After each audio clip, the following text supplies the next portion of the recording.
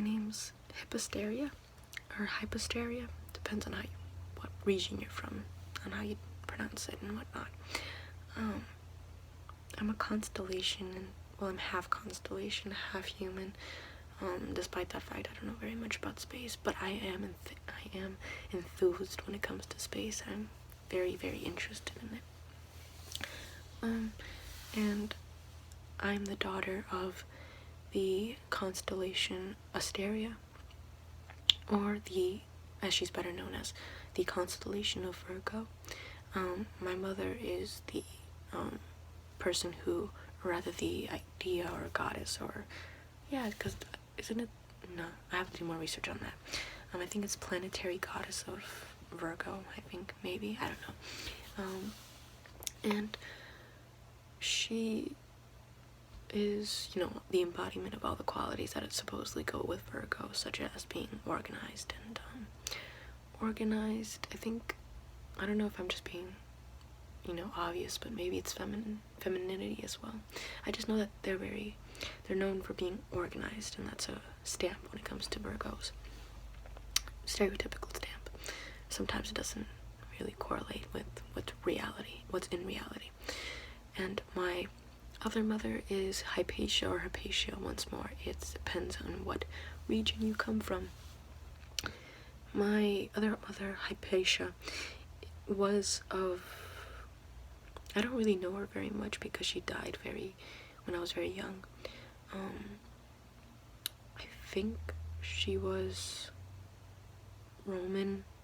I mean, it would make sense since she was alive during the Roman rule. However, she could be Greek. So, hence the confusion. Usually the Greco-Roman worlds get confused with each other.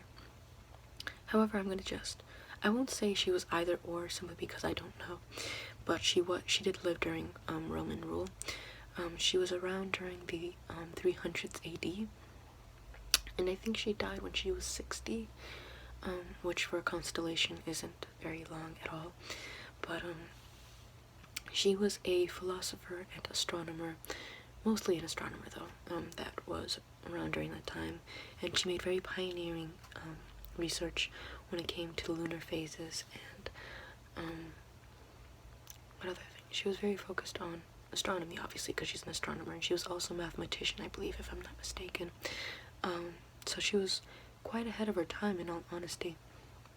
Unfortunately, she was, alive during the time where the Christians and the Hellenists were fighting each other very much.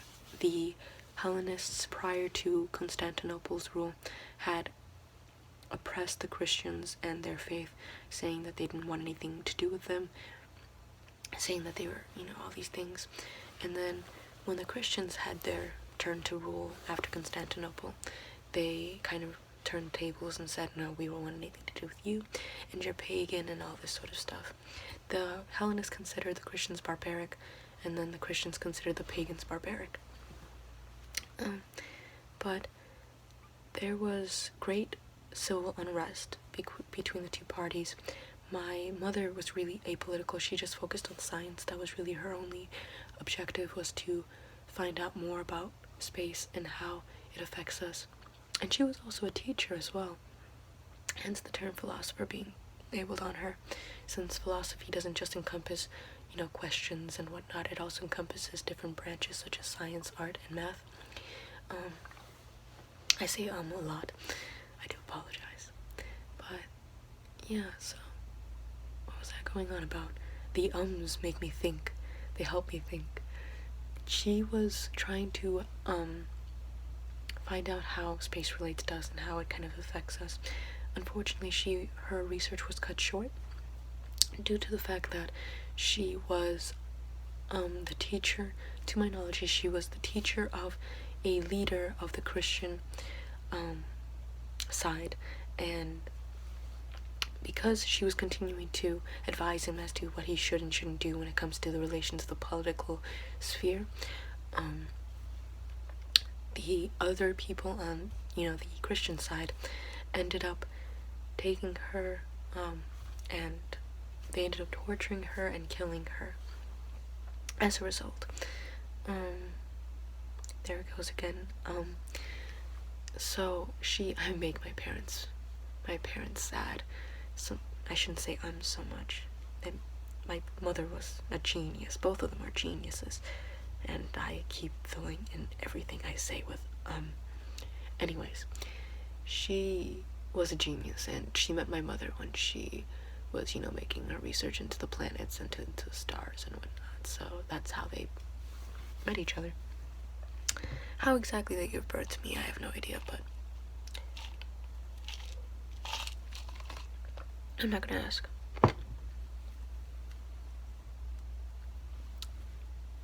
These lenses have lens in them when I'm in the sky to protect me from the light that I see when I'm rushing back over there.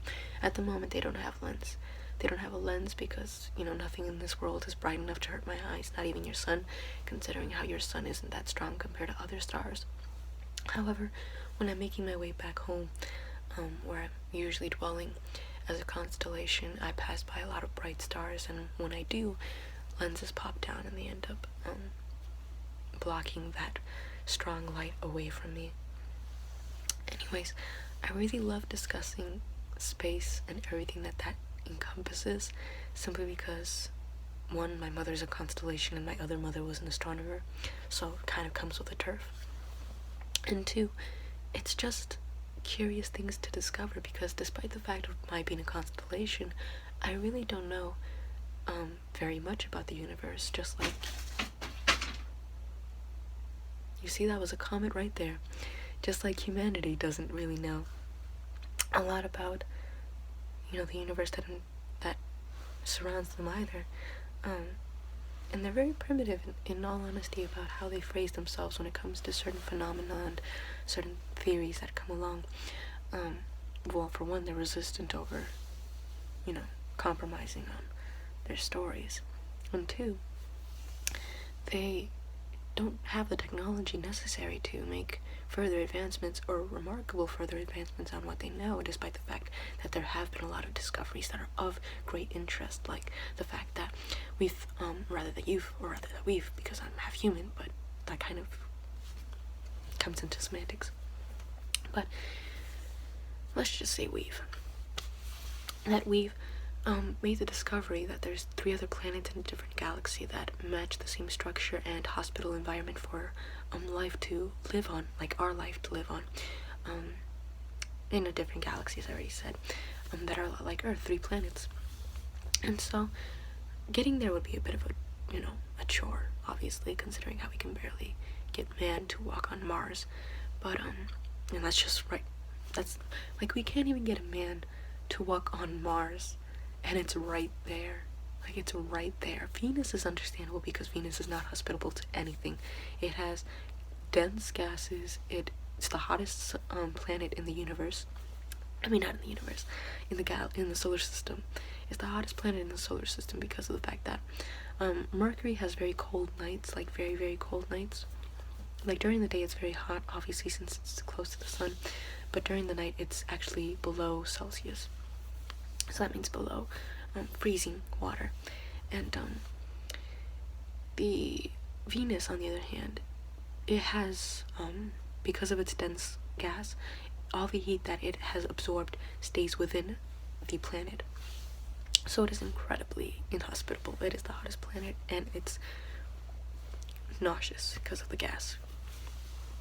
Now, but Mars is, like, sure, Mars wouldn't be the best place for us to live either because it's not hospitable to our oxygen and whatnot, but it's still pretty manageable. I mean, the moon wasn't hospitable because there's not enough gravity for us to be on the moon. And on top of that, no plants, no nothing. And then on top of that, the oxygen there also is non-existent. But Mars is manageable, and yet we still have managed to do that, and it's right there, it's right next door. And yet, we're not capable of doing that yet. So for us to claim that, we know so much is, like, it shows that there's low standards in place. Because we don't know anything. We barely know about the Earth, and we claim to know everything just because we have technology that we haven't had before, which is impressive to our standards by what we used to measure in the past. We have cars that can get us places really fast, unlike before where everyone would walk everywhere. And we have phones to communicate. Not only that, cell phones, which can do way more than just communicate. So we have made advancements when it comes to humanity, concerning humanity, but nothing too remarkable when it comes to discovering, the 70% of the Earth that hasn't been discovered, the ocean, rather than 65%, because we've discovered that's terrible math. We've discovered 95%, or rather we've discovered 5% of the ocean. We haven't discovered 95% of it. And that's yet another frontier that we haven't really gone into, and that has so much potential to illuminate or enlighten humanity upon its history, considering how there's been so many sunken cities around us, like the city of Cleopatra, the supposed city of Atlantis, considering how there was a discovery made of a pathway, I think back in the 50s, that goes somewhere but no one knows where it is, and it is around a place that is rumored to be the lost city of Atlantis. And also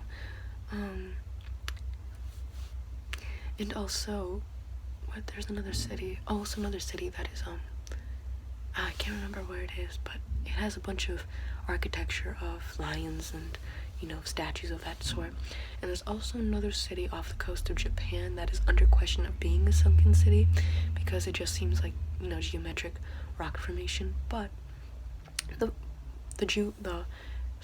cuts of the rock formation is so man-made in its essence that people kind of say, no, this was made by man back way back in the day. And there's been even kind of markings within the stone that kind of are similar to face shapes, but they don't want to make a big deal out of that because it could just be coincidence and forcing facts into fitting what you want your reality to be. But that's another frontier that could be explored. I won't go into that though. Somebody else might do that, but not me.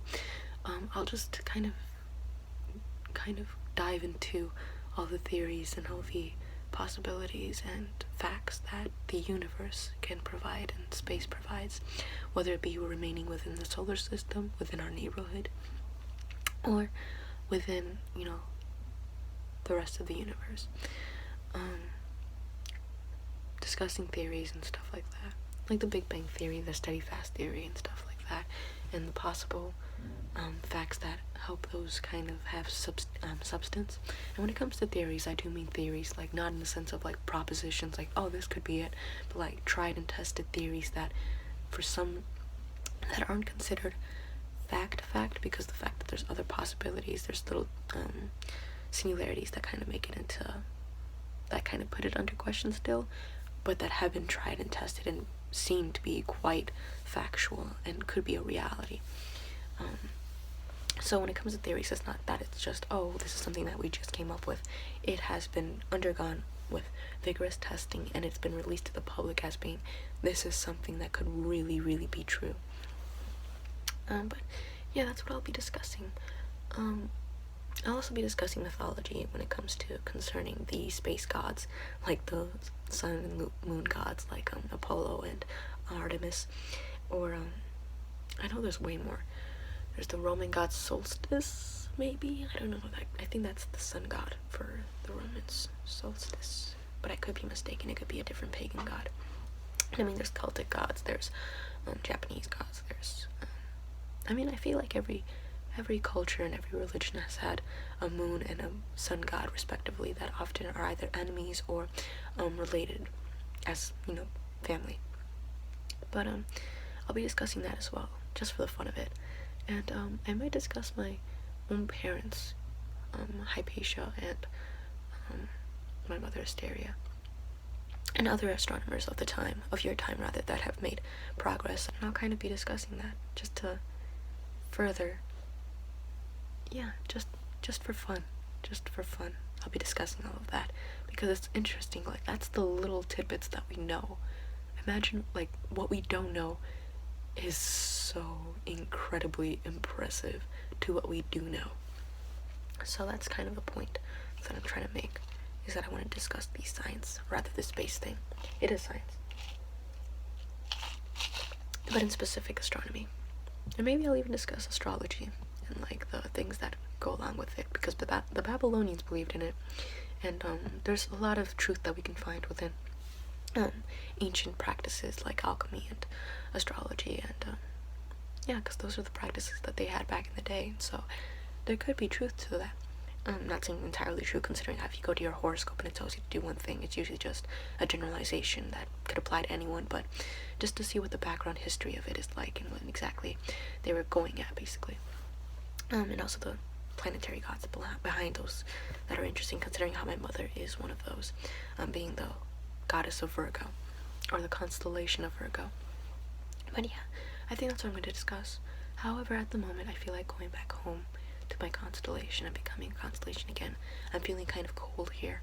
Usually when I stay here for too long, I get cold, so I usually go back to my place in the space and warm up again.